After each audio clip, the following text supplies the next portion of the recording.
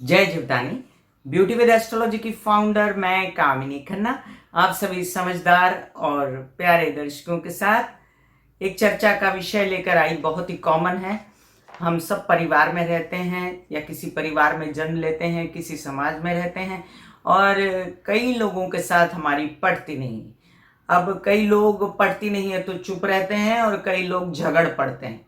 लेकिन ये झगड़े लड़ाई अगर किसी हद तक घर में बढ़ जाएं, किसी के साथ बाहर बढ़ जाएं, तो इसका विकराल रूप हो जाता है। और ये विकराल रूप फिर हमको बहुत सताता है, तकलीफ देता है, हमें मानसिक टेंशन हो जाती है, हमारी तबीयत खराब हो जाती है, एसिडिटी हो जाती है, तनाव हो जाता है। घर में अगर कलह क्लेश हो तो उसकी वजह से क्या होता है, उसकी वजह से काम में मन नहीं लगता, फिर अकॉर्डिंगली पैसे कम आने शुरू हो जाते हैं, फिर इसके साथ साथ एक सौहार्द नहीं रहता, भरोसा नहीं रहता, अलग होने की स्थिति हो जाती है, फिर भाई भाई अलग हो जाते हैं, फिर पति पत्नी अलग हो जाते हैं, माँ पिता और बच्चे अलग हो जाते हैं। तो बड़ी दुखद स्थिति है ये, बड़ी बड़ी ही दुखद स्थिति है।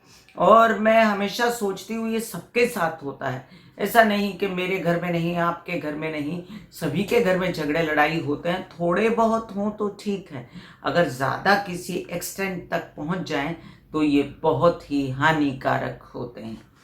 तो आइए जानते हैं हम कि इन झगड़े लड़ाई से प्रैक्टिकली भी, एस्ट्रोलॉजिकली भी और वास्तु के नियमों के अनुसार कैसे बचा जाए।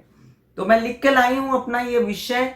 और इससे पहले कि मैं आपसे निवेदन कर दूं मैं कि सब्सक्राइब कीजिए मेरा ये चैनल YouTube/ब्यूटी विद एस्ट्रोलॉजी। जब आप सब्सक्राइब करेंगे तो पॉपअप होके ऊपर बेल बटन आएगा, उसे क्लिक करने पर मेरे चैनल की सभी जानकारियां आप तक सबसे पहले पहुंचती रहेंगी। अब देखो दोस्तों, कहा जाता है कि जहां सुमति वहां संपत्ति नाना और जहां कुमति वहां विपत निधाना। या कहते हैं पंजाब में, मैं पंजाब रह के आई हूँ 9 साल, और कहते हैं कलह क्लेश वसे ते करियो पानी नट्ठे। पानी मतलब पैसा, घर से पैसा चला जाता है। कलह क्लेश होने से काम में मन नहीं लगेगा। और तीसरी चीज कहा जाता है जहाँ क्लेश होता है, कलह होता है, वहां लक्ष्मी का वास नहीं होता। अब आप कहेंगे कामनी जी स्वभाव नहीं मिलता तो कलह तो होना ही है, इसमें आप क्या कर लेंगे। नहीं, बहुत कुछ कर सकते हैं आप प्रैक्टिकली अगर देखा जाए तो भी और एस्ट्रोलॉजिकली। तो चलिए जानते हैं कि ये काम पे जो असर है, जो ये खुशहाल जिंदगी बदहाल हो जाती है और सब कुछ होते हुए भी नाशुक्रा हो जाता है इंसान और प्रभु को कोसता रहता है। और फिर सब है उसके पास, रहने को घर है, किचन में हर व्यवस्था है, खाने को है, पीने को है, लेकिन फिर सब कुछ होते हुए झगड़े फसाद, इनकी वजह से उससे कुछ अच्छा नहीं लगता। ये बहुत ज़्यादा जो झगड़े फसाद होते हैं ना, इसके 2-3 एस्ट्रोलॉजिकल कारण होते हैं। एक तो मंगल का शनि के साथ होना। किसी की कुंडली में मंगल अगर शनि के साथ बैठा हुआ हो तो ऐसे झगड़े फसाद हो सकते हैं। दूसरा कारण, अगर किसी के वाचा स्थान में, द्वितीय स्थान में उच्च का मंगल बैठा हुआ हो, राहु बैठा हुआ हो या शनि बैठा हुआ हो, तो भी ऐसा व्यक्ति बोलता बहुत कड़वा है और फिर उसको अपने आप को टेम करना पड़ेगा, अपने आप को आदत डालनी पड़ेगी कि उसकी वाचा सुधरे। तीसरी बात, अगर कोई मानसिक रूप से बीमार है, घर में डिप्रेशन है किसी को और वो बोलता है, तो ऐसी स्थिति चंद्र शनि साथ में होने के कारण आती है, मंगल शनि साथ में होने के कारण आती है। तो ये घर परिवार के जो स्थान होते हैं उनके अनुसार चलता है। राहु झगड़े करवाता है। अब राहु और मंगल शनि और चंद्र शनि उदास हो जाना। अब इसके सबसे पहले मैं आपको उपाय बता दूं कि इनसे कैसे बचना चाहिए। मंगल शनि का सिंपल उपाय है जो सबको जग विदित है कि आप महामृत्युंजय के जाप करें और हनुमान जी के शरण में जाएं, तो आपको बल बुद्धि विद्या देंगे और आप समझेंगे कि झगड़ा कलह क्लेश नहीं करना है और प्रोडक्टिव काम करने हैं। इसके साथ आप, अगर आपको मंगल सूट करता है, कारक है मंगल, तो आप गणेश जी की आराधना कर सकते हैं। इसके अलावा राहु के लिए आप इस सफ़ेद कागज़ पर, ऐसा सफ़ेद कागज़ जो मैं लिख के लाई हूँ, सफ़ेद कागज़ पर लाल बॉल पेन से या किसी लाल पेन से श्री राम लिखा करें, जिससे घर में सुख शांति आएगी। राहु का और भी एक इलाज है, आप शिव जी की आराधना अगर घर में भी करते हैं तो पानी में थोड़े काले तिल छोड़कर वो शिव जी को चढ़ाया करें, तो भी सुख शांति आएगी।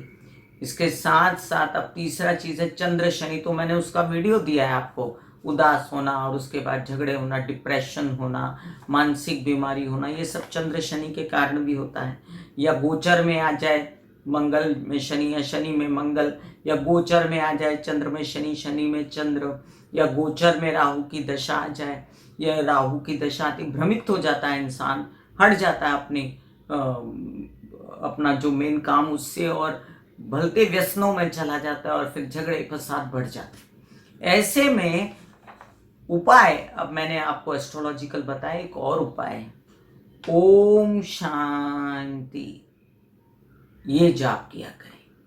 माला लेके अपनी आंखें बंद करें, माला अपने हृदय के पास पकड़ें और सांस लंबी खींच खींच के ओम शांति, अगर ऐसा बोल सकते हैं तब भी ठीक है, मुंह से बोल के भी कर सकते हैं, बोलेंगे तो ज़्यादा अच्छा, नहीं तो मन ही मन कीजिए। फिर एक शांति पाठ भी होता है नवग्रह का, वो भी आप कर सकते हैं शांति पाठ। आप वास्तु शांति करवा लीजिए अपने घर में। अब बहुत से लोग कहते हैं वास्तु शांति एक्सपेंसिव हो जाती है, और कई लोग फिर खोद के कुछ उसमें गाड़ो करो, ये तोड़ो वो तोड़ो, इसके पीछे नहीं जाना है आपको सिंपल सा उपाय करना है। वास्तु शांति के लिए आप हर घर के कोने में दिवाली में दिए जलाते हैं कि नहीं, आप उजला कर देते हैं ना घर को, तो नेगेटिविटी को भगाने के लिए प्रकाश बहुत काम आता है।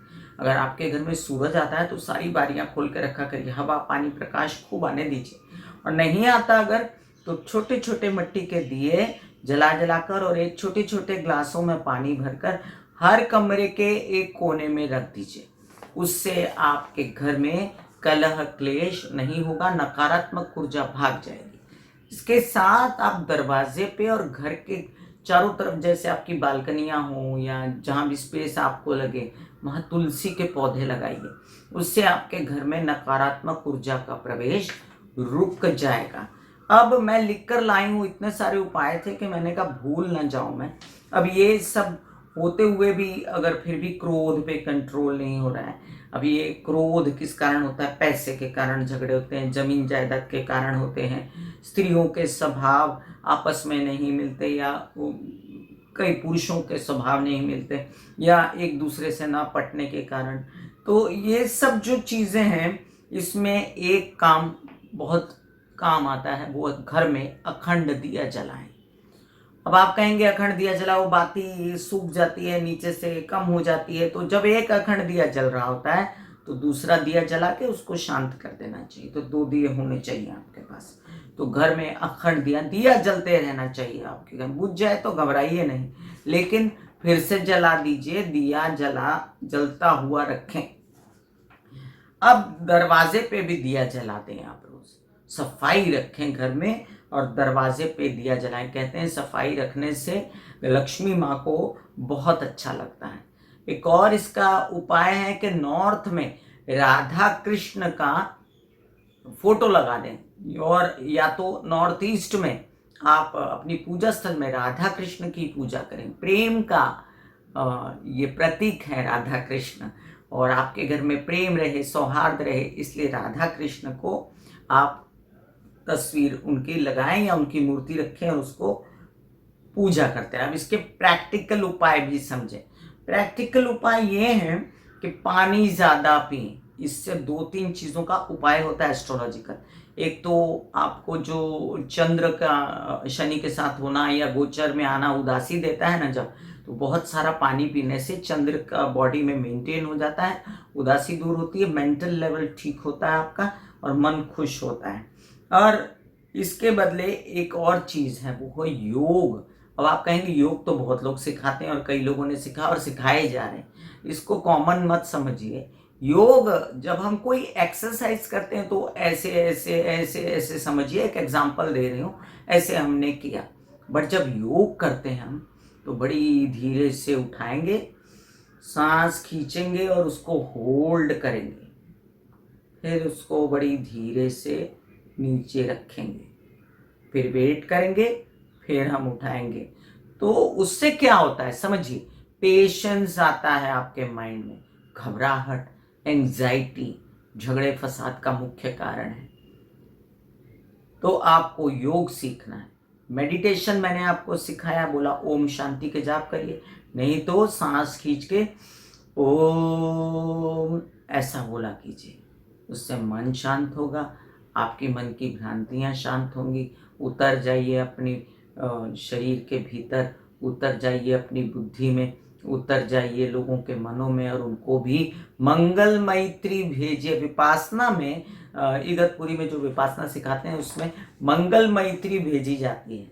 अब ये कहेंगे क्या है कि अपने दुश्मन जिसको समझते हैं आप, वैसे तो कोई दुश्मन नहीं होता, दुश्मन काम क्रोध मोह लोभ अहंकार ही दुश्मन होता है, लेकिन जिसको दुश्मन समझते हैं आप उसको भी मंगल मैत्री भेजिए। अब मंगल मैत्री क्या है, आपने ध्यान किया और आपने ध्यान ही में कहा कि तेरा भला हो, तेरा अच्छा हो, गॉड ब्लेस यू, सबका भला हो, विश्व का कल्याण हो। तो एक पॉजिटिव एनर्जी तैयार होती है और वो बंदा भी आपके लिए पॉजिटिव सोचना शुरू कर देता है और इस तरह झगड़ा फसाद खत्म हो जाता है। फिर एक दूसरे की इज्जत करना सीखिए, आदर करना सीखिए, कद्र करना सीखिए। एक तो कोई भी चीज यहाँ टिकने के लिए नहीं आती, जब बंदा चला जाता है तो फिर उसके बाद रोने पीटने और उदासी होने और उसको बार बार याद करने से कुछ नहीं होता। पहले समझें कि उसकी क्या वैल्यू है आपके जीवन में। अगर बहुत ही ज्यादा आपको नागवार गुजरता है तो शांत हो जाइए उसके प्रति, उस जगह को नजरअंदाज कर दीजिए। और अगर आपको लगता है कि वैल्यू है तो धीमे धीमे सही संबंध अच्छे बनाने शुरू कीजिए। अब देख लूं कोई पॉइंट रह तो नहीं गया आपको बताने के लिए, क्योंकि मैंने बहुत सारे पॉइंट यहाँ पर लाए थे। लास्ट बट नॉट लीस्ट आप लोगों के लिए एक बता दूं कि हमारी संस्कृति में एक बहुत बड़ी बात थी कि घर के बड़ों की बड़ी इज्जत होती थी और घर के बड़ों को आदर दिया जाता था, तो बाकी सब छोटे कंट्रोल में रहते थे।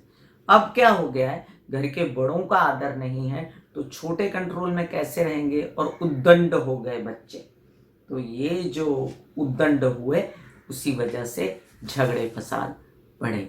अपनी संस्कृति को अपनाइए और मैंने जो उपाय बताए हैं बहुत ही सिंपल है, कीजिए, आपके घर में झगड़ा कलह क्लेश नहीं होगा, मतलब आप चाहेंगे तो नहीं होगा। God bless you, take care and goodbye. मेरा ये वीडियो आपको कैसा लगा मुझे लिख के भेजिए और आपको ऐसे ही वीडियो बना के देती रहूंगी।